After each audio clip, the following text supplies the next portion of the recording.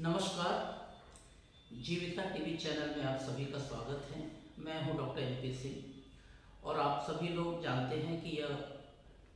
वैदिक nature cure यानी कि वैदिक प्राकृतिक चिकित्सा की जो श्रृंखला चल रही है उसका ये नया सेशन है, यानी सेशन 6। छठे सेशन में आप लोग का स्वागत है, जो कि पार्वती विद्यापीठ और पार्वती विद्यापीठ वैदिक वर्सिटी के 25 वर्ष पूर्ण हो जाने के उपरांत ये कार्यक्रम चल रहा है। आप लोगों के लिए यह निःशुल्क है। और आज सत्र शुरू करने से पहले एक चीज़ के लिए आप लोग को मैं साधुवाद देना चाहता हूँ कि हालांकि सभी सत्र में आप लोगों के बड़ी अच्छी उत्कंठा रही है और बहुत अच्छा से आप लोगों ने उसको रिस्पॉन्स भी किया है, लेकिन पिछले 2 एपिसोड हीलिंग विद सत्य यानी सत्य के द्वारा आरोग्य और जो आकाश तत्व की है उस पर आप लोगों की कुछ ज़्यादा ही उस पर आप लोगों का रिस्पॉन्स रहा है, बहुत अच्छा ये रहा है। तो इसके लिए आप लोगों का बहुत बहुत धन्यवाद। और इसी तरह अगर आप लोग को जो भी अच्छा लगे अपने रिस्पॉन्स वैसे ही देते रहिए। और हर दिन की तरह आज के भी कार्यक्रम का जिस मेल के थ्रू आपके पास मैसेज गया है उसी मेल पे आज के भी जो सवाल दिए जाएंगे उसका रिस्पॉन्स वैसे ही भेजिए, ताकि ये सारे सत्र समाप्त होने के बाद आप लोग के जो सर्टिफिकेट होगी उन्हीं लोगों के लिए होगा जो सारे सत्रों का ठीक से सुन के उस पर रिस्पॉन्स किए। तो आज हम लोग आगे बढ़ते हैं आज के सत्र पर। और आज का सत्र जो है बहुत ही महत्वपूर्ण है ब्रह्मचर्य पर, ब्रह्मचर्य और स्वास्थ्य। ब्रह्मचर्य अभी तक हम लोगों ने जो साधारण भाषा में हम लोग समझते हैं कि एक प्रोसेस है, एक प्रोहिबिशन है, एक कहीं ना कहीं अंकुश है।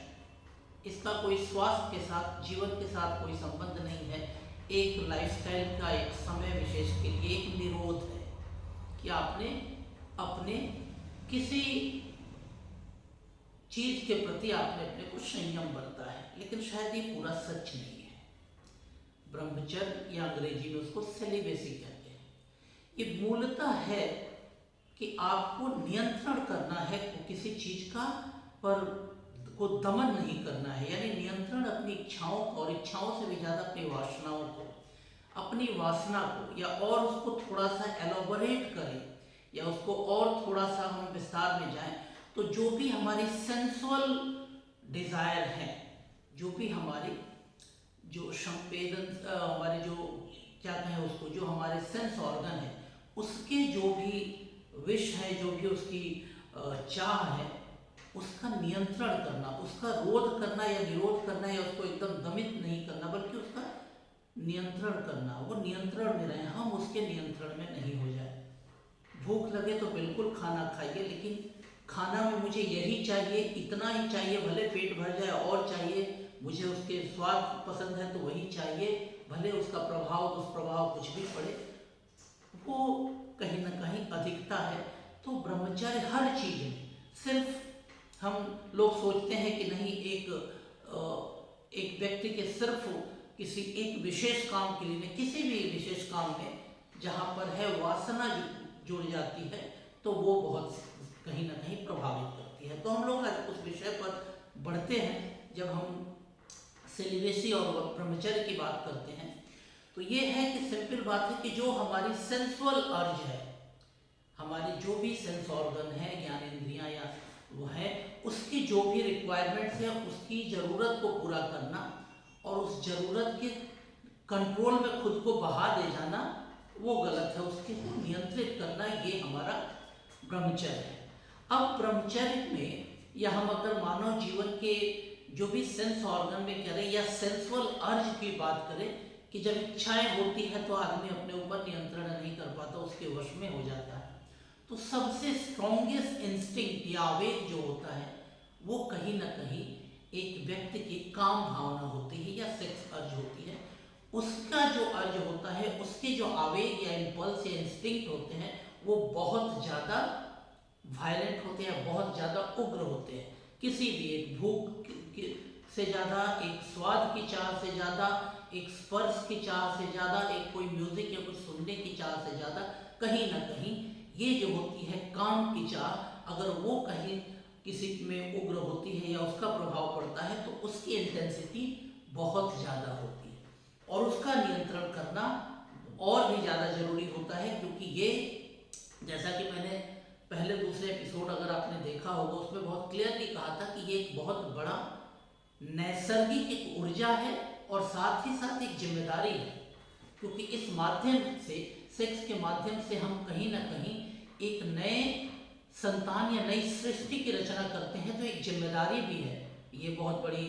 और कहीं ना कहीं एक बहुत बड़ी ऊर्जा भी है। तो इसलिए इस पर थोड़ा ध्यान देना होगा और ये किस तरह से शारीरिक मानसिक प्रभाव को डालता है और कहीं ना कहीं सामाजिक भी प्रभाव डालता है कि हम अगर इसके वशीभूत हो जाते हैं या कोई भी व्यक्ति इसके वशीभूत होकर कुछ भी काम करता है तो वो कहीं ना कहीं दुष्प्रभाव भी चाहे अपने शरीर पे हो, अपने मानस पे हो या फिर समाज में हो, कहीं ना कहीं उसका दुष्प्रभाव भी पड़ता है। तो हम आज इसको एक एक चीज से समझें कि जो काम वासना है या सेक्स अर्ज है कि जिसकी भी इच्छा होती है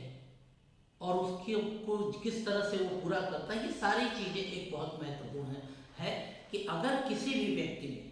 चाहे वो जिस भी लिंग का हो, पुरुष हो या महिला हो, जिसके भी अंदर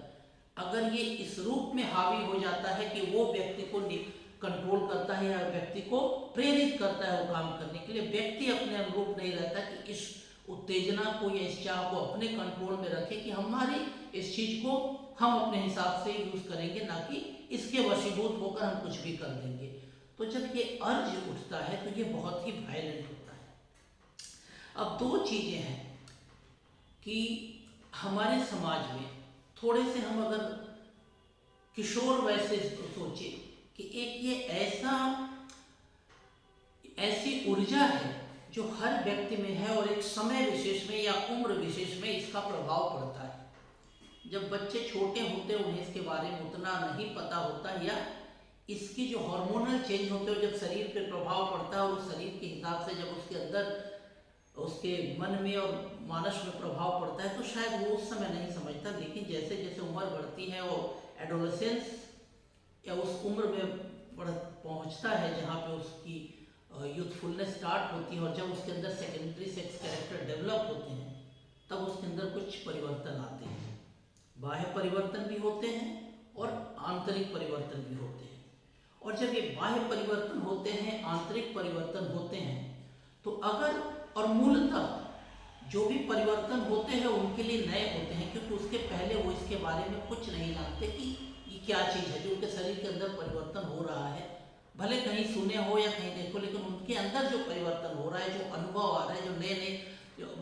चीज़ें हो रही हैं, वो जो फील कर रहे हैं उसको वो ना बयान कर पा रहे हैं ना समझ पाते हैं। यानी उसके अंदर एक उत्कंठा होती है, क्यूरियोसिटी होती है जानने के लिए कि क्या है।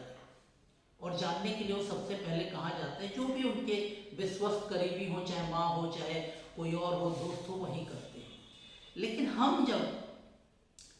हमारे पास कोई बच्चा जो बच्चे से और अब एडोलेसेंस में आ रहा है, अगर उसके पास ऐसी क्यूरियोसिटी हो जाए तो उसका जवाब क्या होगा? मूलतः वो जवाब तो उसको नहीं मिलता, उसके पहले ही उसके ऊपर एक सोशल प्रेशर आ जाता है और कभी कभी उसको ये बता दिया जाता है कि ये गलत चीज़ है, ये तुमने कहाँ से जाना, कौन तुमको सिखा रहा है। इसका मतलब जिस चीज़ को उसके अंदर घट रहा है उसने क्यूरियोसिटी लेके आए उसको उत्तर जानने के लिए कि मेरे साथ कुछ घट रहा है, मेरे अंदर कुछ हो रहा है, ये है क्या। सोशल प्रेशर ऐसा बन जाता है ये सब कुछ गलत है और तुम्हारे दिमाग में कहाँ से आ रहा है, तुम गलत लोगों के संगत में हो या कोई व्यक्ति तुम्हें गलत सिखा रहा है, कौन है। और इस तरह से उस पर दबाव बढ़ते बढ़ते ऐसा हो जाता है कि उसके अंदर एक गिल्ट फीलिंग आती है। मैंने उसके अंदर एक बच्चे के अंदर जो अभी एक नए अनुभव के साथ गुजर रहा है, जो उसको जानना चाह रहा है कि है क्या, एक सोशल प्रेशर या हमारे समाज की कुछ मान्यताएं इस तरह प्रेशर देती कि उसके अंदर गिल्ट फीलिंग आ जाती है। हालांकि हमारे वैदिक परंपरा में पुराने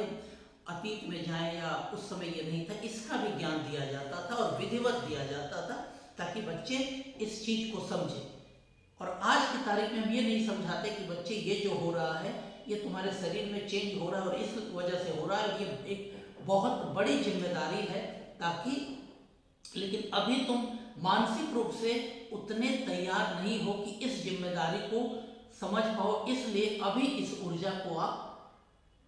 उपयोग करने के लायक मानसिक रूप से तैयार नहीं हो, इसलिए अभी इसका उपयोग मत करो। समय आएगा तो तुम्हें भी इस प्रक्रिया से गुजरना होगा, लेकिन अभी अभी तुम्हारे लिए सही समय नहीं है। ये हम उसकी शिक्षा नहीं देते, बल्कि हम उस पर एक सोशल प्रेशर, ये गंदा है, गलत है, और बच्चे के अंदर, एक निर्बोध बच्चे के अंदर, इनोसेंट लोग के बच्चे के अंदर हम एक गिल्ट फीलिंग डाल रहे हैं, और बच्चा बिना जाने ये समझ लेता है कि उसने कुछ शायद गलत किया है, शायद, क्योंकि वो नहीं जानता, उसके अंदर क्यूरियोसिटी है, वो ये भी नहीं समझ पाता। लेकिन उसके बाद उसके अंदर एक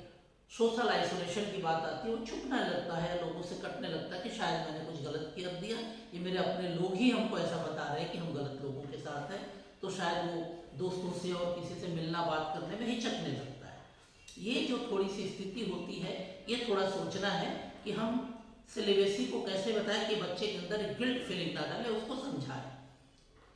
कि उस उम्र में उसके लिए ये ज़्यादा जरूरी नहीं है, लेकिन उसके अंदर जो चेंज हो रहा है उसको हम समझाइए, हम नहीं समझा पाते।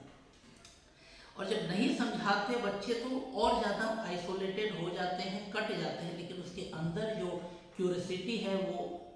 बार बार दबाएंगे तो कहीं ना कहीं और उत्कंठा बढ़ेगी, वो जानना चाहेगा कि ऐसा क्या है कि मैंने कुछ किया नहीं फिर भी लोग इसको गलत बोल रहे हैं, तो जानने की उत्कंठा और बनेगी। जितना ज़्यादा दबाएंगे वो और ज़्यादा वायलेंटली निकलेगी, तो वो शायद उसको जानने की प्रक्रिया में, और चूंकि जानने की प्रक्रिया ऐसी हो जाती है कि हम किसी से पूछ नहीं सकते, तो अपने तरफ से वो खोजना, जानने की कोशिश करता है ये क्या है, और जो जो भी उससे रिलेटेड सिंबल मिले, जो जो उससे रिलेटेड कुछ भी मिले, उसके साथ वो रिलेट करके उसको जानने की कोशिश करता है। और ये कहीं ना कहीं छोटी सी क्यूरियोसिटी अब धीरे धीरे उसके अंदर एक कॉम्प्लेक्सेस में बैठती है, क्योंकि एक क्यूरियोसिटी हुई, आपने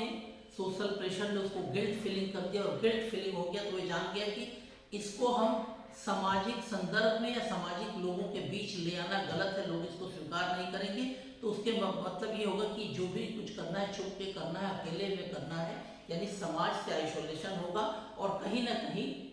उसके अंदर की एक चाह है वो समाज से उसको अलग करेगा कि हमारे चाह को या हमारे अंदर जो चेंज हो रहा है उसको समाज नहीं समझ रहा है, समाज उसको ये कर रहा है। तो वहाँ पे जब ये होगा तो कहीं ना कहीं एक मानसिक उसके अंदर बड़ी इरिटेबिलिटी या एगोनी होगी कि बार बार हो जाएगा। अब जब इस तरह की इंप्रेशन उसके साथ आने लगेंगे, कुछ देख लिया, कुछ सुन लिया जो इससे रिलेटेड, और उसके अंदर जो परिवर्तन हो रहा है, जो चीज़ वो देख रहा है, समझ रहा है,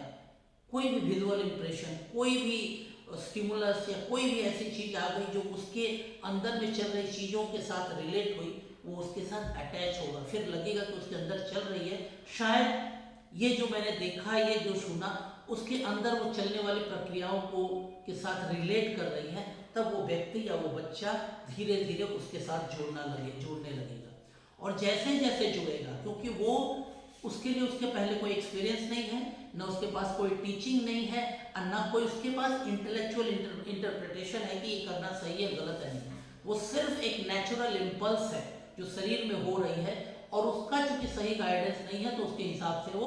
कर रहा है। जैसे अगर किसी को पता नहीं हो कि जलने से क्या दर्द होता है तो बिना जाने आग में हाथ डाल सकता है, लेकिन तो इसी तरह उसको पता नहीं है, वो ऐसे चल रहा है, कोई नहीं है, क्योंकि उसके अंदर से जो इम्पल्स चल रही है और बाहर के कोई भी स्टिमुलस उसके इम्पल्स को रिलेट कर रही है, और कहीं ना कहीं उसके अंदर के इम्पल्स को लगता है कि उससे उसको थोड़ा सा थोड़ी देर के लिए राहत है, सर कुछ उसको उसकी तरफ से कि इसके उन अंदर के इम्पल्स को वो कोई ना कोई थोड़ी भी तरह से शांत कर रही है, तो उससे जुड़ता है, और ये जुड़ने लगता है, चूंकि कोई गाइडेंस नहीं है, कुछ नहीं है, तो उसी से जुड़ता है, और जुड़ के कैसे भी धीरे धीरे अपने अंदर के चलने वाले इम्पल्स या आवेग को वो सेटिस्फाई करना चाहता है, शांत करना चाहता है, और जब शांत करता है वो चाहे जिस तरीके से हो, उसको लगता है कि यही चीज़ है, यही उसको शांत कर रहा है, और वो उससे रिलेट करता है, और जब रिलेट करता है तो दोबारा फिर वही घटना घटती है, फिर वो स्टिमुलस सामने आता है, तो फिर उसके अंदर की जो अंदर जो स्टिमुलस अंदर जो आवेग था वो फिर उसके साथ रिलेट करता है, और धीरे धीरे एक छोटी सी क्यूरियोसिटी जो उसको गिल्ट फीलिंग में कर देती है, वो छुपते छुपते एक अलग इंडल्जेंस में हो जाता है, जो एक काम क्रिया या एक फिजिकल रिलेशन एक बायोलॉजिकल नीड ना होके उसके लिए एक इंटेलिजेंस हो जाता है, उसके अंदर वो डूब जाता है, क्योंकि उसके अंदर उस चीज के लिए उसके अंदर पहले ही गिल्ट फीलिंग हो गई, और गिल्ट फीलिंग ने उसको कहीं मेंटल एगोनी में जाकर उसके साथ रिलेट किया, और जैसे जैसे उस स्टिमुलस उसको बार बार देख रहा है, जिसकी वजह से उसके अंदर की इस आवेग को उसने शांत किया, वो स्टिमुलस, चाहे कोई फिल्म देख सकता है, कोई गाना सुन सकता है, कोई पिक्चर देख सकता है, कोई वैसी कहानी देख सकता है, और वो देख के उसके अंदर के उस आवेग को वो शांत करता है, तो धीरे धीरे उस आवेग के साथ जुड़ता रहता है, और ये जो सिंपल एक क्यूरियोसिटी थी एक गिल्ट में बदली, अब धीरे धीरे उसके सबकॉन्शियस लेवल पे जाती है, यानी वो व्यक्ति अब उसके सबकॉन्शियस लेवल में बैठ जाता है। वो व्यक्ति सहज सरल होते हुए भी सहज सरल नहीं रहता, उसके अंदर वो काम वासना एक इंडल्ज के रूप में हो जाती है, वो उसके साथ जीने लगता, वही उसकी रूप बन जाता है कि हम उसी की चीज उसके अंदर की जब भी वो ऐसी चीज देखेगा उसके साथ वो रिलेट करेगा। ये सबसे बड़ी बात है कि अगर हम इस चीज को किसी भी व्यक्ति में, मैंने ऐसे नहीं कहा कि सोशल प्रेशर से, अगर कहीं भी किसी भी रूप में किसी के अंदर अगर ये चाह इस तरह की चीज है और ये परवर्शन लेवल पे पहुंच गया कि वो इसको अलग रूप में देखने लगा, इसके साथ उसने अपने आइडेंटिटी को जोड़ लिया, सबकॉन्शियस लेवल पे जोड़ लिया, इसके मतलब उसका आवेग इस क्रिया के लिए इतना हाई हो जाता है कि उससे उस समय वो अपने व्यक्तित्व को, अपने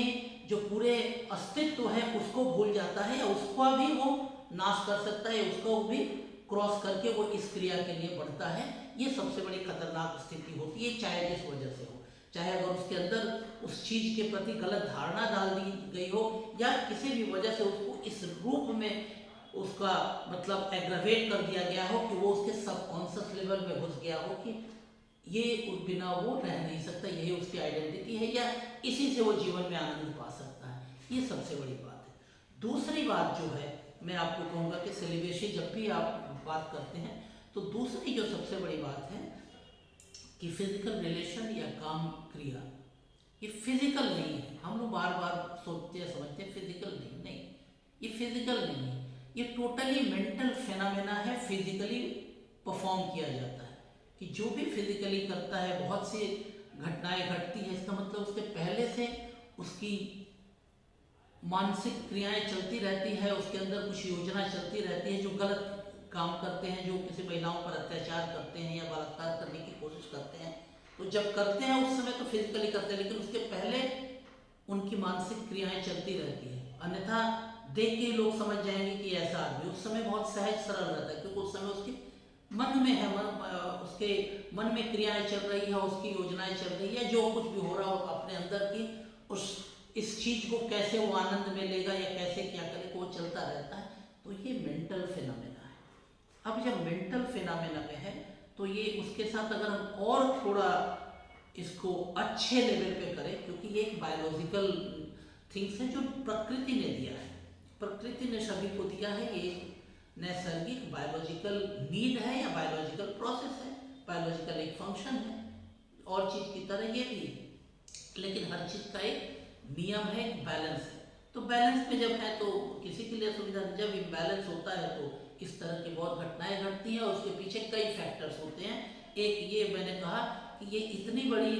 एनर्जी है कि इसको किसी के भी मन में किस रूप में निरूपित किया गया है, किस रूप में एक व्यक्ति ने इस चीज को एक्सेप्ट किया अपने लाइफ में, और सोसाइटी में उसी रूप में उस चीज को रिफ्लेक्ट करता है। तो ये सबसे बड़ी बात है कि जब हम आइदर हमारे एजुकेशन प्रोसेस हो या हमारे नर्चरिंग हो किसी बच्चे को, तो इसके प्रति डायरेक्ट या इनडायरेक्टली हम क्या फीडबैक दे रहे हैं, ये बहुत बड़ी इंपॉर्टेंट है। तीसरी बात, जैसे मैंने कहा कि ये मेंटल फिनोमेना है, लेकिन इसके साथ और भी एक फिनोमेना है जो हम इसको कह सकते हैं, ये इमोशनल भी हो सकता है,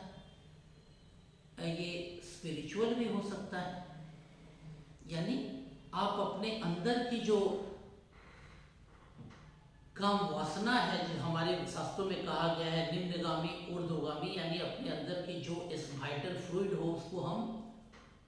ऊपर की ले जाए, गिराए नहीं, या उसका नष्ट ना करे, उसका रिवर्स करे, उस एनर्जी से अपनी स्पिरिचुअल हाइट को करे, तो ये भी है। और एक इमोशनल भी है। अब इमोशनल बात करें तो ये सबसे बड़ी बात है, जब जैसा कि मैंने कहा कि ये एक बायोलॉजिकल प्रोसेस है जिसमें दो अपोजिट, बायोलॉजिकली भाव सोचे तो दो अपोजिट सेक्स के लोगों का पास आना या फिजिकली इन्वॉल्व होना है, और उसका रिजल्ट में है कि एक नई सृष्टि की रचना होती है। तो क्या वो दोनों व्यक्ति जब एक दूसरे के पास आ रहे हैं, ये सोच के आ रहे हैं कि हम एक नई सृष्टि की रचना करेंगे, और अगर एक नई सृष्टि की रचना करेंगे तो वो दोनों इस क्रिया में शामिल होने के पहले मानसिक रूप से और भावनात्मक रूप से कितने तैयार है कि हाँ, हम दोनों शरीर को एक नई सृष्टि के लिए उपयोग करेंगे, और उसके लिए मानसिक और भावनात्मक रूप से तैयार है। क्योंकि शरीर एक व्यक्ति का अस्तित्व, अगर हम पहले एपिसोड में जाए तो सिर्फ शरीर नहीं है, सिर्फ मन नहीं है, इस सारी चीज़ों को, और उसके साथ साथ आसपास का परिवेश भी है। अगर आकाश तत्व में जाएंगे तो एक व्यक्ति के, मैंने कहा भी था कि परिवेश भी है उसका आकाश तत्व के रूप में, कि उसकी शरीर तक ही नहीं है बॉडी, उसके आसपास और भी एरिया है। तो सारी चीज का अगर समावेश हो के दोनों बिना किसी शर्त के, बिना किसी बाधा के, बिना किसी प्रेशर के अगर इसको ले आते हैं, तो आने वाली संतान या आने वाली जो सृष्टि होगी वो भी उन गुणों के साथ ही आएगी, या उस डीएनए के साथ ही आएगी कि इसके अंदर कोई कंपल्सन नहीं था, इसके पीछे कोई शर्त नहीं था, इसके पीछे किसी भी तरह की वासना नहीं थी कि हमको किसी को यूज करना है, किसी का भोग करना है। इसमें दोनों ने ही शामिल किया था कि हमें एक नई सृष्टि को लाना है। और एक बात जो है कि जब दो अपोजिट सेक्स का साथ होते हैं, माने मेल और फीमेल जब परस्पर पास आते हैं और इच्छा से पास आ रहे हैं, तो अब इसको थोड़ा सा मैं इसमें संक्षेप में और आगे बढ़ूंगा। हालांकि मेरे एक और वीडियो है छोटा सा, उसमें भी देख सकते हैं, इस पर इसके बारे में थोड़ा सा ये करूंगा कि अगर टोटल, अगर एक, जैसा कि कहते हैं कि एक एज ए पर्सनैलिटी अगर हम बात करें, तो एक फीमेल क्वालिटी होती है, एक मेल क्वालिटी होती है। दोनों ही क्वालिटी कहीं ना कहीं पुरुष में भी होती है, महिलाओं में होती है। पुरुष जनरली, पुरुष की जो क्वालिटी है उसी के साथ ज़्यादा काम करता है, तो उसका वो लक्षण ज़्यादा डोमिनेट होता है या ज़्यादा परिलक्षित होता है। महिलाओं में महिलाओं के गुण ज़्यादा परिलक्षित होते हैं। यानी एक पुरुष अपने अंदर ही अपने महिला को कहीं ना कहीं सामने नहीं आने देता है, और एक महिला अपने अंदर के पुरुष को सामने नहीं आने देती, या अपने पुरुष के गुण को सामने नहीं आने देती। यानी कहीं ना कहीं हर रूप में सक्षम होते हुए भी कहीं ना कहीं ये अपूर्ण होते हैं। पुरुष भी अपूर्ण है, महिला भी अपूर्ण है, और जिसने दोनों को बैलेंस करके कर लिया तो ऋषि हो गया, महर्षि हो गया। उसको ना पुरुष को किसी महिला की जरूरत है, ना किसी महिला को पुरुष की जरूरत है। वो रूप में हो गए क्योंकि वो एकदम बैलेंस की अवस्था में आ गए। वो ना पुरुष है ना महिला है, वो एक सिर्फ आत्मा के रूप में। लेकिन व्यवहारिक जीवन में ये जब दोनों मिलते हैं तो एक दूसरे के पूरक होते हैं, न कि एक दूसरे को भोगने वाले होते। ये थोड़ा समझिएगा, ये वैदिक परंपरा या वैदिक संस्कृति बताती है।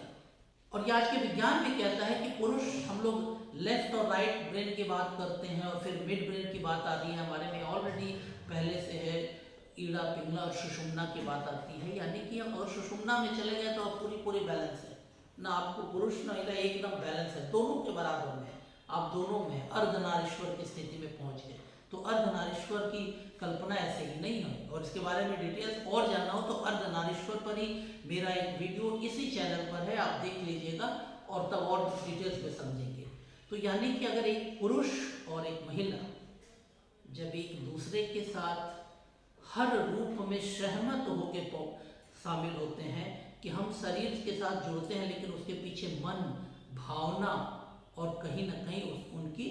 सारी की सारी जो भी उनकी क्रियाएं हैं शामिल है कि हाँ इसमें है। आप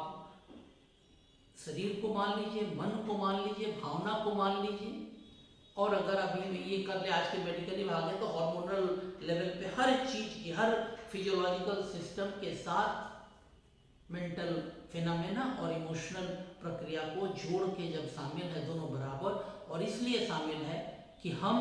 शामिल इसलिए नहीं हो रहे कि दूसरे को भोगना है या दूसरे को हम दूसरे पर आधिपत्य करना है, बल्कि एक दूसरे के सामने एक दूसरे को समर्पण करना है, एक दूसरे को पूरा करना है, या एक दूसरे की अपूर्णता को पूर्णता में बदलना है। ये संबंध है, और ये संबंध के रूप में जब जाएंगे तब आप ब्रह्मचर्य का सही पालन करेंगे। ब्रह्मचर्य का पालन ये नहीं है कि आप सांसारिक जीवन में नहीं जाए, बिल्कुल जाइए, लेकिन तब जाइए जब आप मानसिक रूप से, भावनात्मक रूप से इतने तैयार हैं कि अब हम इस शरीर को उपयोग करेंगे तो किसी का नुकसान नहीं करेंगे, किसी पर अत्याचार नहीं करेंगे, किसी को भोग नहीं करेंगे, बल्कि उसकी भी उस भावना को, उसकी मन को सम्मान देंगे और तब करेंगे। ये सबसे बड़ी बात है। दूसरी बात है,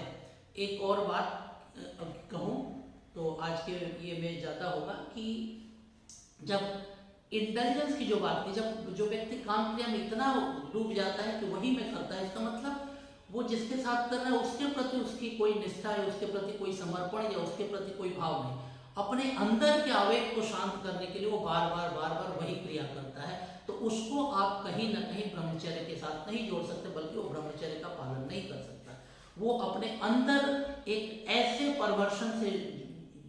जूझ रहा है या चला गया, या मानसिक विपर्य की उस स्थिति में चला गया, वहां पर उसके लिए सिर्फ और सिर्फ अपने आप को शांत करने की क्रिया है और कुछ नहीं। अब देखिए, अगर ये नियमित कोई करने लगे, बहुत ज्यादा नियमित करने लगे, तो इसका प्रभाव बहुत खतरनाक पड़ता है, शारीरिक रूप से, मानसिक रूप से तो होता ही है। इसलिए मैं कहता हूँ कि अगर अत्यधिक कोई करता है तो हमारे शरीर में कई चीजें हैं, हार्मोन जैसे इपिनेफ्रिन, नॉरएपिनेफ्रिन है, कॉर्टिसोल है,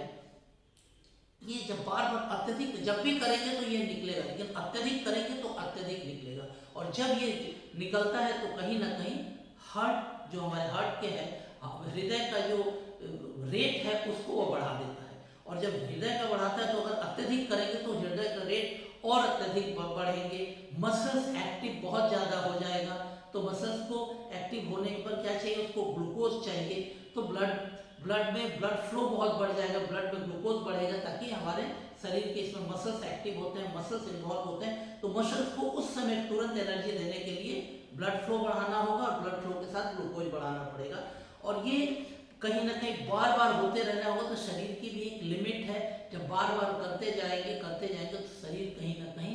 थकता जाएगा, और उस समय क्या होगा कि अंदर से उसका इंटेलिजेंस उसको बाध्य कर रहा करने के लिए, लेकिन शरीर साथ नहीं दे रहा। और जब ऐसी स्थिति आती है तो वो व्यक्ति और न्यूरोटिक हो जाता है, और ज्यादा वायलेंट हो जा रहा है कि अंदर से चाह है, शरीर अब साथ नहीं दे रहा, क्योंकि शरीर को उसने इतना ज्यादा यूज कर लिया कि शरीर थक गया या हार्ट थक गया। तो ये थोड़ी सी बहुत सोचने की विषय है कि इंटेलिजेंस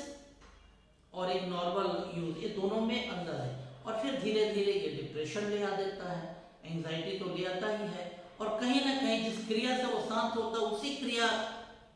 में वो आस्ते आस्ते फेल हो जाता है, यानी सेक्सुअल इम्पोटेंसी भी आ जाती है, सेक्सुअली डिस्फंक्शन आ जाता है, अर्ली इजैकुलेशन भी आ जाता है। इसी की वजह से जिस चीज को करके वो आनंद पाता है वही चीज वो नहीं कर पाता है, और उसी की चीज के नहीं कर पाता तो और ज्यादा मानसिक यंत्रणा से गुजरता है, यानी और ज्यादा उसका मेंटल फिनोमेना, मेंटल डिसऑर्डर आएगा, चाहे डिप्रेशन आए, एंजाइटी आए, स्ट्रेस आए, सुसाइड भी कर ले, या किसी का के साथ कुछ और दुर्भावनाएं, दुर्घटना कर ले, तो ये सारी चीजें होती रहती है। तो ये थोड़ा सा चीज देखना है। और एक चीज, भारतीय परंपरा में हमेशा कहे, हमारे ऋषि हैं, महर्षि हैं, बहुत लोग हैं जिन्होंने संन्यास का पद लिया, यानी संन्यास का पद लिया कि उन्होंने इस ऊर्जा को, सेक्स ऊर्जा, या उसको उन्होंने एकदम इंटरनलाइज किया या अपने अंतर्मुखी कर लिया। उस ऊर्जा को उन्होंने ऊर्ध्वमुखी किया कि वो जो वीर्य का पार्ट होता है, वीर्य गिर जाए, उसको गिरने के बजाय उसको गिरने ही नहीं है, अंदर ही उनको रिसाइकिल कर दिया, रिसाइकिल करके उन्होंने कहीं ये किया। तो इसको थोड़ी देर के लिए लोगों को लगता है कि ये बड़ा ढपुसली बात है, लेकिन ढपुसला नहीं, ये बिल्कुल साइंटिफिक बात है। अब मैं थोड़ी सी बात कहूँ कि जो एक सीमेन होता है या स्पर्म के साथ जो सीमेन फ्लूइड फ्लूइड आता है, उसका अगर केमिकल कंपोजिशन करें ह्यूमन सीमेन का, तो एक मान लीजिए कि 100 मिलीलीटर में सीमेन में 27.6 मिलीग्राम कैल्शियम होता है, 142 मिलीग्राम क्लोरीन होता है, 528 मिलीग्राम आपका साइट्रेट होता है, 272 मिलीग्राम फ्रुक्टोज होता है, 102 मिलीग्राम ग्लूकोज होता है, 62 मिलीग्राम लैक्टिक एसिड होता है, 11 मिलीग्राम मैग्नीशियम होता है, 100 मिलीग्राम पोटेशियम होता है, 5.04 ग्राम प्रोटीन होता है, 300 मिलीग्राम आपका सोडियम होता है, 45 मिलीग्राम यूरिया होता है, 16.5 मिलीग्राम जिंक होता है, और उसका पीएच 7.7 होता है, यानी अल्कलाइन। और ह्यूमन बॉडी अल्कलाइन मीडियम में बहुत ज़्यादा हेल्दी रहता है। यानी एक बार सीमेंट गिरने के बाद इतनी सारे मिनरल्स हमारे लॉस होते हैं। अब ये कहा जाता है और मेडिकली भी है कि अगर 14 दिन तक सीमेंट को कोई रोक ले, क्योंकि नियंत्रण ही है ना, सेलिब्रेसी है कि हम नियंत्रण करें, रोके, 14 दिन तक अगर सीमेंट नहीं निकला, नहीं गिरा, तो कहा जाता है वो रिसाइकिल में हो जाता है। यानी सीमेंट एक बार आ गया, बन गया, तो वो कम से कम नहीं यूज हुआ तो 14 दिन बाद वो रिसाइकिल होता है। और जब रिसाइकिल होगा तो इसमें कई चीज़ें हैं, जो भी चीज़ें हैं वो एनर्जी के रूप में लगेगी। किसको लगेगी? शरीर को लगेगी। कई चीज़ें हैं जो हमारे ब्रेन फंक्शन के लिए लगेगी। और इसीलिए कहा जाता है कि जब अगर आप ब्रह्मचर्य का पालन करते हैं तो आपकी कॉग्निटिव फंक्शन बहुत बढ़ती है, यानी ब्रेन की फंक्शन बहुत बढ़ती है। और इसीलिए अतीत में या हमारे वैदिक परंपरा में छात्र जीवन में ब्रह्मचर्य का सबसे बड़ा वो पीरियड ही कहा जाता था ब्रह्मचर्य का, ब्रह्मचर्य आश्रम। क्या कि उस समय आपका सबसे बड़ा काम है कि शिक्षा अर्जन करना, और शिक्षा अर्जन के लिए सबसे ज़्यादा आपको अपने मस्तिष्क को काम में लगाना, और मस्तिष्क के लिए ऊर्जा की जरूरत है, तो उस ऊर्जा को यहाँ से भी मिलती है। ये जो यहाँ ऊर्जा लॉस होती है, वही ऊर्जा जो मिनरल्स लॉस होते हैं, वही मिनरल्स हमारे ब्रेन की ऊर्जा के लिए या मस्तिष्क के काम के लिए भी जरूरत है। तो अगर यहाँ लॉस नहीं करते हैं तो हमारे ब्रेन फंक्शन और अच्छे से काम करे। तो ये सबसे बड़ी बात है कि अगर सेमिनल रिटेंशन करें या उसको हम रोक पाएँ तो ये कहीं ना कहीं एक व्यक्ति के लिए एक तो उस इंडल्जेंस से भी बचेगा, और एक कहीं ना कहीं जो शारीरिक असुविधाओं से भी बचेगा, और मेंटल या कॉग्निटिव फंक्शन में डेवलपमेंट होगा। क्योंकि इंटेलिजेंस अगर व्यक्ति बार बार करेगा तो आर्थराइटिस जैसे पेन हो जाएंगे, बोन्स में आएगा, मसल्स क्रैम्प होंगे, बोन्स के हेल्थ में डिस्टर्ब होंगे, ये ज़्यादा होगा। अब ये तो पुरुषों में, महिलाओं में भी होता है। अगर महिलाओं में भी जब ज़्यादा इंटेलिजेंस की बात आ जाएगी तो उनके अंदर भी हार्मोनल सिक्रेशन होते हैं, या अगर मेंस के समय हो या जब सेक्सुअल